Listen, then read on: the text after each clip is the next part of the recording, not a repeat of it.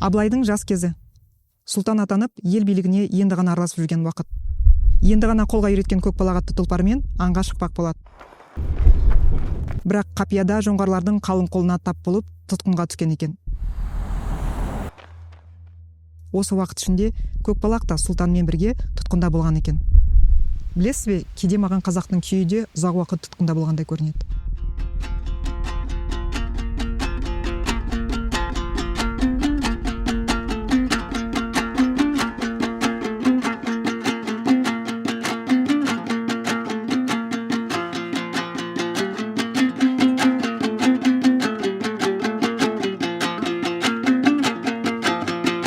Баяғыда ауылға күйші келсе, еңбектеген баладан еңкейген қартына дейін күй тыңдауға асық болатын.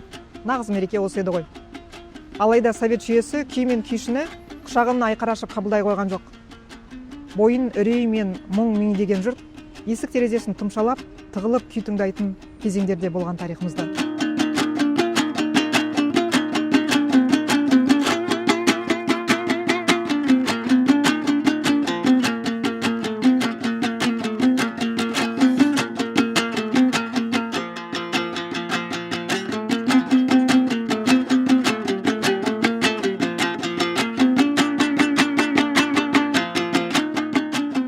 Оның дәлелін көптеп келтіруге болады.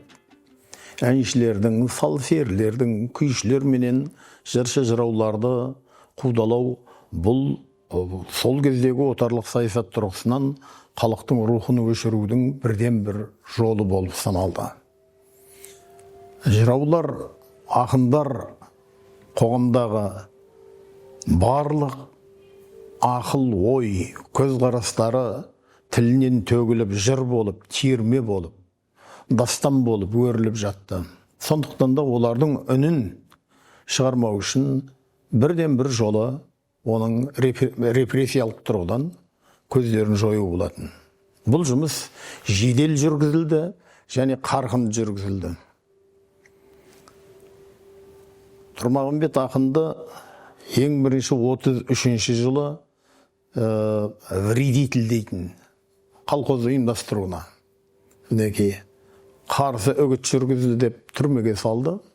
Одан кейін бірнеше түрмеге түсіп, ең соңында Темірбек Жүргеновтың шақыруымен түрмеде тергеу абақтысында жүріп, сол адамдарды Алматыға алдырып, кепілдікпенен шахнаманы аудартты. Өлеңмен 11 буын оңай жазып, бітірдім басым сипап, шаршап терлеп дейді. 11 буын оңай жазып, 40 мың жолдық Фердаусидің шахнамасын аударып, әлемге паш етті. Одан кейін, оны аударып болғаннан кейін, Шымкенттегі аймақтық түрмеге қайта барып салды. Сол кісінің айтқан бір ауыз сол кездегі қоғамға суреті ғой. Бас барда ми жоқ, кеуде барда күй жоқ, тіл барда үн жоқ, үн десең күн жоқ деді. Міне осы бір темір құрсау тілге де, дінге де, ділге де, біз айтып отырған күйге де ауыздық болып ауызына салынды. Сондықтан да біз өзіміздің көзіміз көрген уақытында ол кісілер Әбілқайыр Дәнекеров деген кісі кеше 50-ші жылдардың басында академиядан келген ғалымдарға Кенесары Наурызбай жырын жырлап береді. Сол үшін заматында сотталып, 10 жыл түрмеге айдалып кете барды. Қармақшы ауданының адамы. Зайыр Рахатов деген кісіні көрдік. Бұл кісі де Маганадына отырып келген адам. Ал бұл кісі түгелдей сыр бойының көне күйлерінің барлығының үлкен шебері болды. Бұл кісі жырау, күйші, және де Зайыр Рахатов деген кісі кеңесін көп тыңдадық. Сонда мына күйлерді тартпайсыз ба деген уақытында Оның уақыты келген жоқ Қожеке дейтін маған. Уақыты келген жоқ. Құр әшейін бастарың шаталып кетеді. Осыдан біз сөзге қалдық дейді. Сонда Қоңырдың ұлы Қыстауғай дейтін күйлері болатын. Жорық жырлары ғой, кешегі Қоңырдың ұлы Қыстауғай батыр жөнінде. Сол секілді ерте заманғы кешегі Кенесарының көтерілісінің үстіндегі жорық жырлары менен жорық күйлері болатын еді. Бірсыпыра музыка зерттеушілері, фольклор зерттеушілері Зайыр Рахатов жөнінде жазып қалдырды. Ал енді аса талантты кісі болды Оспан деген кісі, Қисықтың ұлы. Нағашым еді. Сонда 76 жылы бұл кісіге домбыра тартып үйретіңіз деп жатырмын. Етікшілікке ауыстырған ғой, сотталып келгеннен кейін. Сонда айтқаны ғой. Әй шырағым, өзің сұрап отырған сөзді, күйді, жырды, ол кімге керек қазір дейді. Қайтесің басыңды шарға салып дейді. Өзің дәурелейді дейді. Ананың қуғынынан кеткен ғой. Бұл кісілерді көрдік. Сонда өнеріне бола кетіп отқан адамдар. Түрмеге барып келіп отқандар. Машарап Әлиев деген өзімнің ұстазым болды. Бұл кісінің жыр термелерінің бәрі кешегі 19 ғасыр мен 20 ғасырдың бірінші жартысындағы бағанағы Шораяқтың Омары, Тұрмағамбет Стелеуұлы, Кете Жүсіп, сыр шайырларының бүкіл мұрасын бұл кісі арабша, фарсша, шағатайша көп оқыған адам ғой. Біздің дәуірімізге осы кісі жеткізіп берді. Әрбірден соң домбыраны шерткен уақытында былғылдатып, ау енді осыған қосып жіберсеңізші дейміз ғой. Айтпайды. Оның заманы келет дейді қояды. Енді үлкен жырауларға барып, мақам, саз, күй, ән үйренгіміз келеді. Сөйтсек, сол кісілер сол заманда бірден қолына домбырасын алып жырлап кетпейді. Жарты сағат, 1 сағат отырып домбыра тартады. Ол күй ма, жыр ма, не екенін білмейміз, отырамыз. Сонда ән шақыру, құлақ күйін келтіру қойды. Ау енді айтсаңызшы десек, «Өй, ол өлеңдердің сендерге керегі жоқ» дейді. Керегі жоқ дейтіні діни, хисса, мінәжат дастандар екен ғой. Енді бізге үйретсе, кімнен үйреттің дейді, бұл адам тағы шығады ғой. Сонда соны жыр күйі қылып, мақамға салып, күй қылып тартып отыра береді.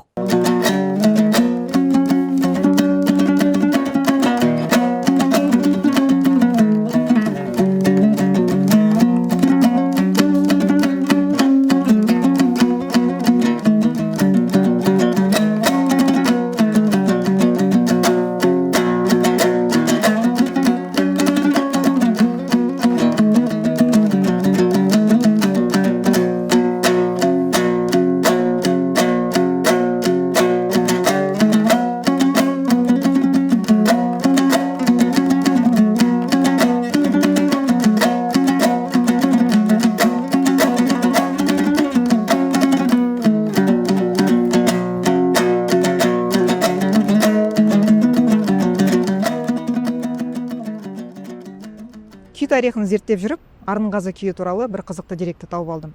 Жалпы бұл күйді бұрыннан бері жиі еститін, бірақ бұл Итжеккенге айдалып кеткен Арынғазы сұлтанның шығарған күйі екенін білмеппін. Арынғазы Аз Жәнібектің баласы Жәдік сұлтаннан тараған әйгілі Батыр сұлтанның шөбересі. Әкесі Әбілғазиз дүние салғаннан кейін Арынғазы кіші жүзге хан болып сайланады.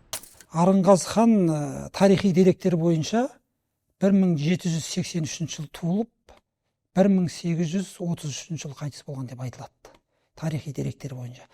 Енді бұл Арынғазы өмір сүрген заманда мына патшалық Ресей бізді отарлап алды ғой. Сондықтан мына хандық басқару жүйесін кішкене әлсірете бастайды. Сол кезде Арынғазы төре жалпы өзінің бір сол кезде партия сияқты құрып, ұйым сияқты құрып, бұл хандық билікті жоғалтпаудың амалын қарастырады. Арынғазының бізге жеткен жалғыз күй Арынғазы деп аталады. Бұл күй кезінде халық күйі болып тартылды. Оның енді әртүрлі себептері бар. Мысалы, ол кезде мына хан сұлтандарды, билерді, төрелерді кеңес дәуірі кезінде көп аттарын айтқызбаған. Сондықтан халық күй деп тартуға тура келді. Күйді сақтап қалу үшін ғой. Сол кезде мына Арынғазының өз жалпы күйдің формасы жағынан алсақ, мына батыс күйлерінің формасында шыққан күй, мына сольда басталады, домбыраның, содан кейін сол ары қаратай мына дода транспозиция дейді, ары қаратай екінші әуенге көшіп тартылады. Енді бұл көбінесе мына батыс күйлерінде көп кездеседі. Мысалы, Құрманғазының күйлерінде көп. Мысалы, Құрманғазының Балбырауын деген күйі тура сондай стильде шыққан. Енді Арынғазының бұл күйі кезінде кеңес дәуірінде нотаға түсіп кеңінен тараған. Бірінші жағынан бұл күйдің әуені өте сондай бір әуезді болған, халыққа тез, құлаққа жағымды. Сондықтан да бұл нотаға түсіп кең тарағаннан кейін бұны бала да, шаға да бәрі тартып кетті. Содан кейін мектеп бағдарламасы еніп кеткен. Мектеп бағдарламасына енгеннен кейін бұны мектептің балалары көбірек ойнап кетті. Енді ол кішкентай бала тартқаннан кейін күйдің орындаушылық деңгейіне түседі ғой. Мысалы, Құрманғазының Ақсақ киігі де солай болды. Мектеп бағдарламасын алды да, сол мектептің балалары тартқаннан кейін бұл бір балалардың тартатын күй сияқты, сондайға дейін түсіп кетті. Ал енді жалпы бұл енді Арынғазының күйі, ол төре күйлер дейміз. Батыс өңірінде әсіресе мына төре күйшілік дәстүрдегі көп мектеп қалыптасқан. Бұл да жалпы өзі мына Шыңғыс хан дәуірінен бастап төрелердің ортасында күй тарту мәдениеті қалыптасқан.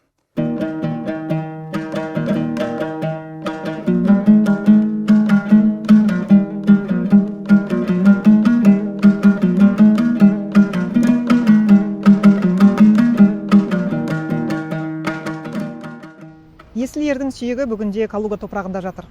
Арынғазының күйі өзіне бұйырмай, халық күйі аталып кете берді.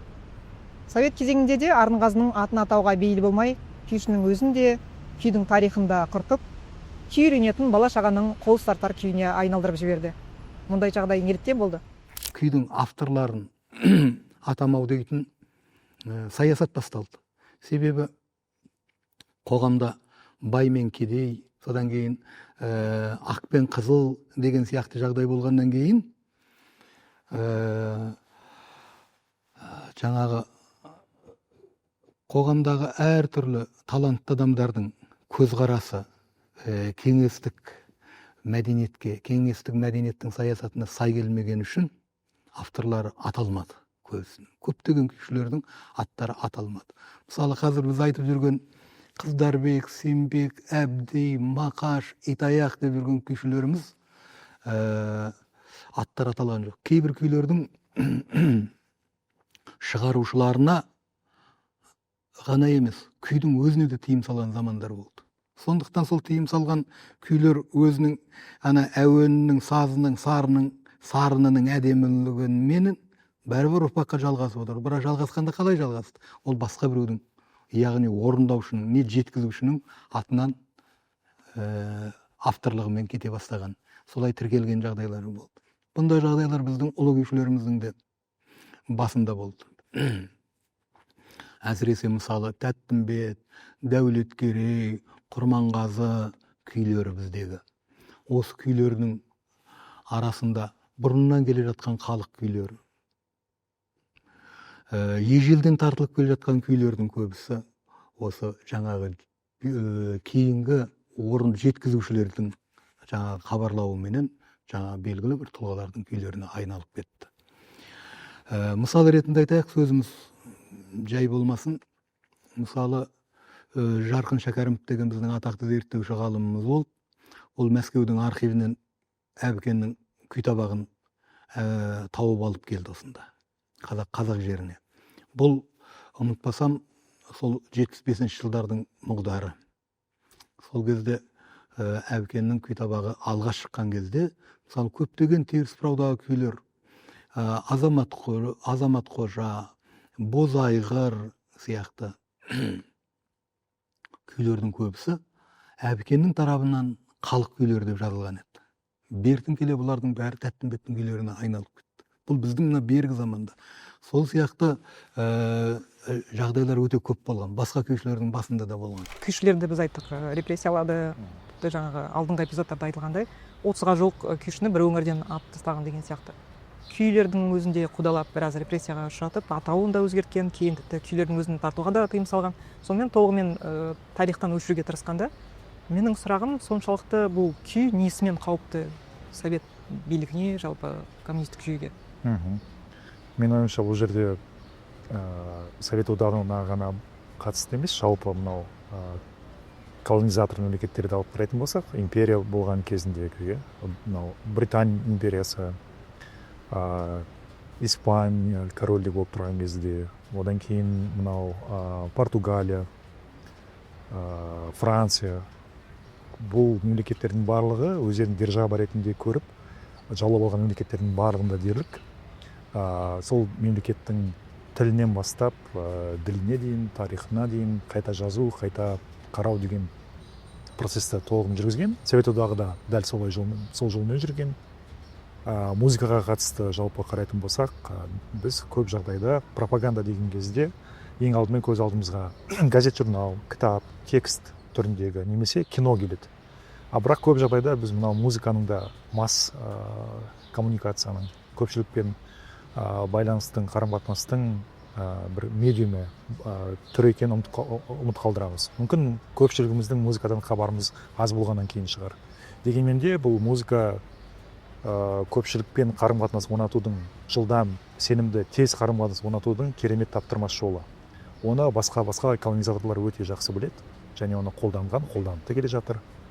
Сол себепті күйге қатысты қарым-қатынас, менің ойымша, осы призма тұрғысынан алып қарайтын болсақ, шын мәнісінде нақты бір саяси есеппен жасалған дүние, яғни өзі жаулап алып жатқан халықтың барынша өзіне берілгендігін қалыптастыру үшін, барынша басып жаныштау үшін, олардың өздері сызып берген жолдан ойып кетпес үшін ойлап табылған тәсілдердің біреуі.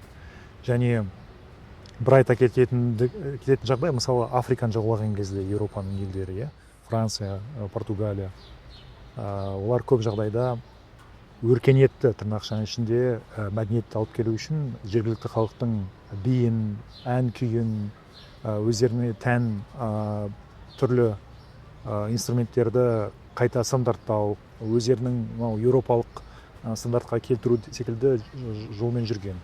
Дәл солай бізге де мынау күй өнеріне қатысты айтатын болсақ, менің ойымша Совет одағының жаулаушылары, олардан артықшылығы жоқ. Яғни олардың ойы бар ойы, меніңше өзі жаңадан территория деп қабылдаған аймақты барынша өзіне тәуелді ету, материалды тұрғыдан, рухани тұрғыдан, мәдени тұрғыдан, саяси жолмен деген секілді.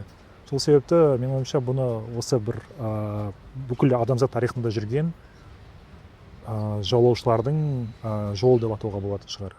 Әрине, домбыраның үнін өшіріп, күйді толығымен жойып тастай алмасын білді ғой. Ондай залым кейпін совет үкіметі көрсеткісі жоқ. Сөйтіп өздері өшірген, тыйым салынған дүниелерді басқа нәрселермен толтыра бастады. Кейбір күйлердің аңызын да, атын да, кейіпкерлерінің атын, авторларының атын бұрмалаушылық деген өте көп болды. Мен бір ғана мысал айтайын. Кеңес дәуірінде, мысалы, біздің қазақтың, кез келген қазақтың жүрегінде бар аңыз ғой. Жошығанның өлімін естіртіпті Кетбұға деген домбырамен. Сөйтіп Ақсақ Құлан деген атақты күй тартыпты деген аңыз. Бұл енді қазаққа өте танымал аңыз. Ежелден келе жатқан, ата-бабамыздан келе жатқан аңыз. Осы аңызды кеңес дәуірінде Әли деген шебер болыпты. Орысша нақты, орыс тілінде жазылған, және мастер Али деп аталған. Әли дейтін бір шебер болыпты. Сол осындай бір жауыз хан болған екен, елді билеген. Сол жауыз ханның алдына барып, баласының қайтқанын домбырамен естіртіпті. Содан кейін домбырасына қорғасын құйыпты. Содан кейін мастер Әли домбырасын алып кетіпті. Домбырасының шектері үзіліп қапты. Содан екі-ақ шек қалған екен. Әйтпесе әдетте көп шек болған екен деген сияқты сондай бір әңгімелер болды. Бұл енді жаңағы айтылған аңыздың бір варианты ретінде кеткен жоқ. Жаңағы аңызды тұншықтырып жойып оның орнына жүрді. Бұл жөнінде керек болатын болса кәдімгідей оқулықтарға енді бұл. Менің ойымша қазір осы қателеспейтін шығармын деп ойлаймын. Қазірдің өзінде мына біздің мектепте оқып жүрген, әсіресе орыс сыныптарында оқып жүрген оқулықтардың ішінде мастер Али деген әңгімені кездестіріп қалсақ, ешқайсымыз таң қалмайық деп ойлаймын. Бұл анау кеңес дәуірінен келе жатқан осындай бұрмалаушылықтардың ізі. Бұл несімен қауіпті? Бұл біздің ұлттық музыкалық фольклорымыздың түпнұсқалығы сақтамау мәселесі туындайды. Кейінгі ұрпақ солай қабылдауы мүмкін ғой. Сондықтан осындай мәселелер көп. Бұл басқа да күйлерге байланысты өте көп айтылған. Казахская народная сказка «Мастер Али». Вышел старый хан из своей шелковой палатки, гневный и хмурый. «Где Хусаин? Где мой сын?» Молчали слуги, потупили глаза в землю. Боялись они сказать старому хану, куда уехал Хусаин. Снимет с них хан головы за то, что отпустили юношу одного. Ночь опустилась над степью. Не находит хан себе места от тоски. Топнул он ногой и взмахнул шелковой плеткой. «Эй, слуги!» Сбежались слуги со всех сторон. Стоят, глаза поднять не смеют. Ждут, чего от них хан потребует. «Скачите во все концы, в горы, в степь, вдоль реки. Ищите моего сына. Помните, кто привезет мне весть, что с Хусаином случилось что-нибудь недоброе, тому я залью глотку кипящим свинцом». И сказал тогда старый конюх: «Друзья, все вы знаете пастуха Али, что живет в хижине у горного ручья. Нищий пастух Али, а ум и искусство его славятся далеко. Он все знает и умеет, и кувшины лепит из глины, и арканы для ловли коней плетет, и новую пастушью свирель придумал. Пойдем к Али и спросим, как нам быть». Пастух Али сидел у порога своей хижины и плел корзину из ивовых прутьев. «Хан», — спокойно сказал старый пастух, — «я ничего не рассказал тебе. Я не произнес ни одного слова. Если ты гневаешься, то накажи этот инструмент, который я смастерил и назвал домброй».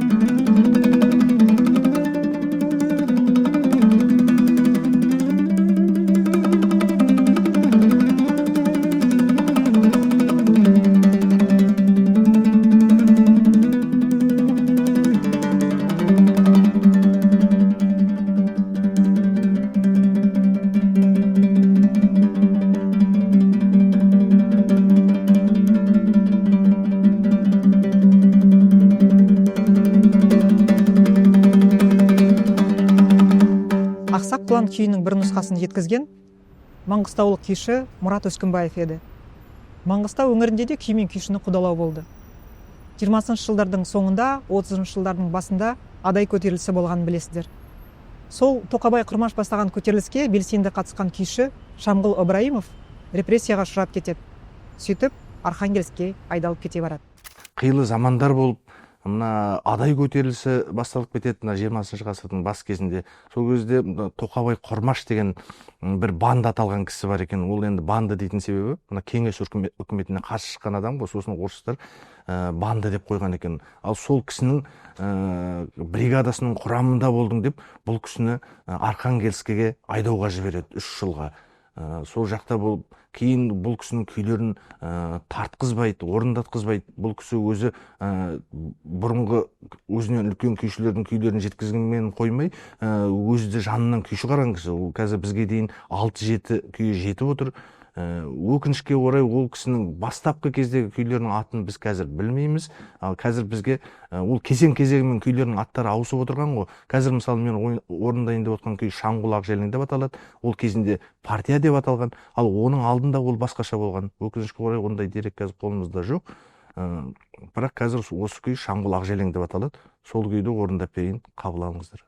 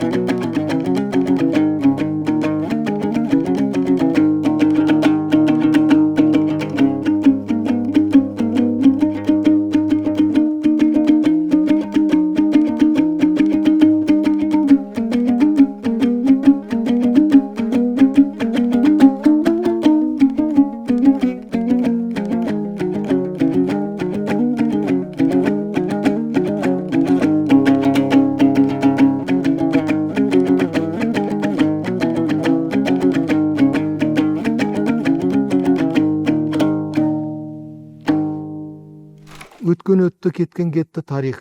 Шертпе-күйдің тартылуына келген кезде әлде бір адамның ықпалы болмаса белгілі бір топтың ықпалы деп айту артық.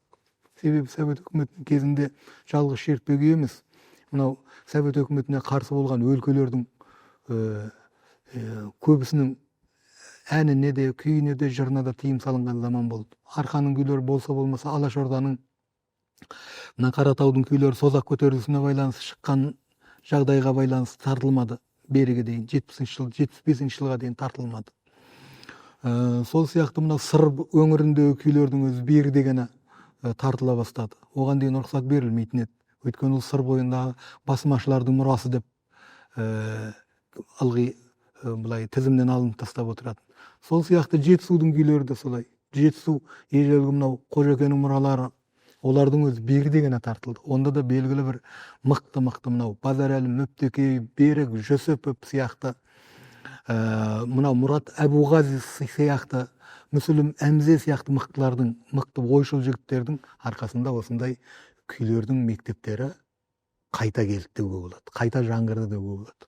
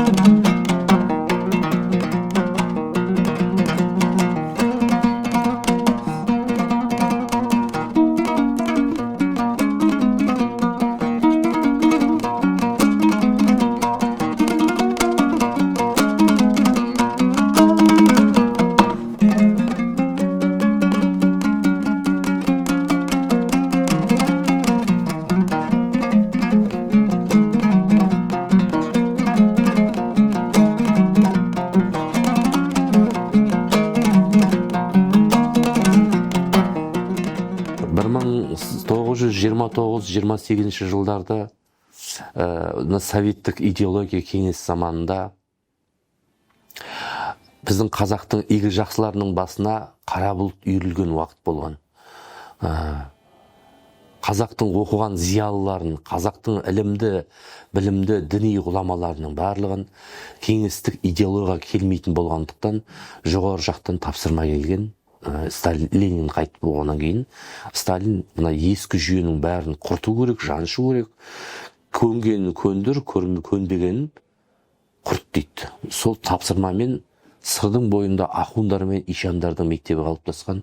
Сол дін жағының барлығын бұлар құртуға кіріскен. Сол уақыттарда халық барлығы қарсы шығып, сонда халық көтеріліс болған. Сол жаңағы Қарағым көтерілісінде осы Шал мырзаның баласы Ән мырза да атақты Ақмырза Ишанның оң қолында, яғни шәкірттері сол идеология саласында сол жерде халықты ауызбірлікке бастап жүрген адамның бірі болды дейді.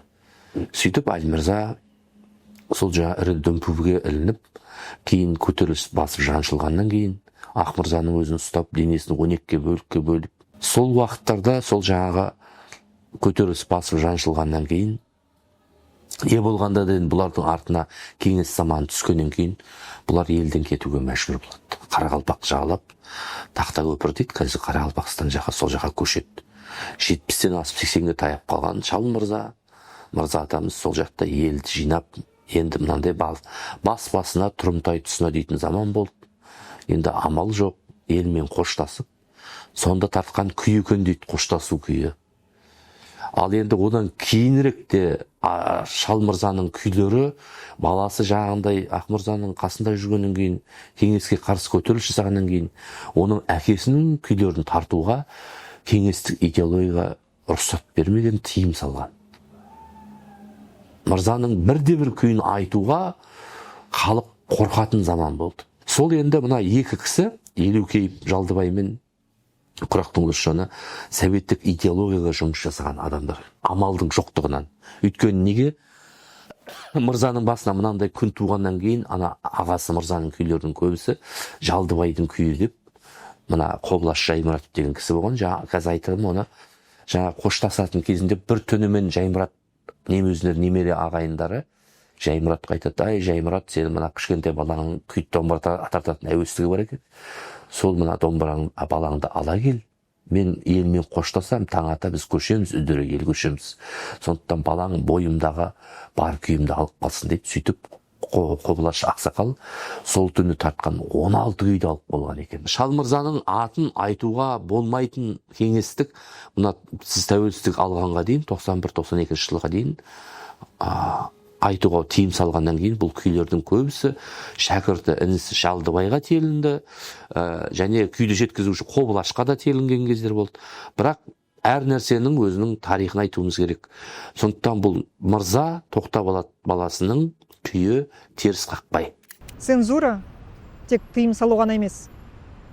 Автормен қоса тыңдаушыны да тұсаулау, санасына үрейді сіңіру. Бұл үрей атадан балаға мұра болып қалғандай көрінеді.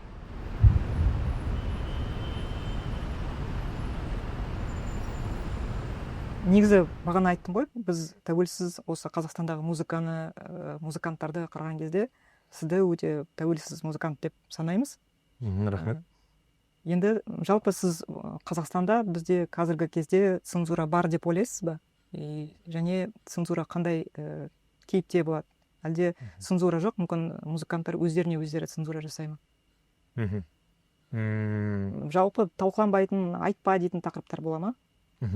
Негіз, мысалы, интернет келгеннен бері, осы Қазақстанға, осы қазір 2025-те интернет келгеннен бері цензура жоқ сияқты болып көрінеді.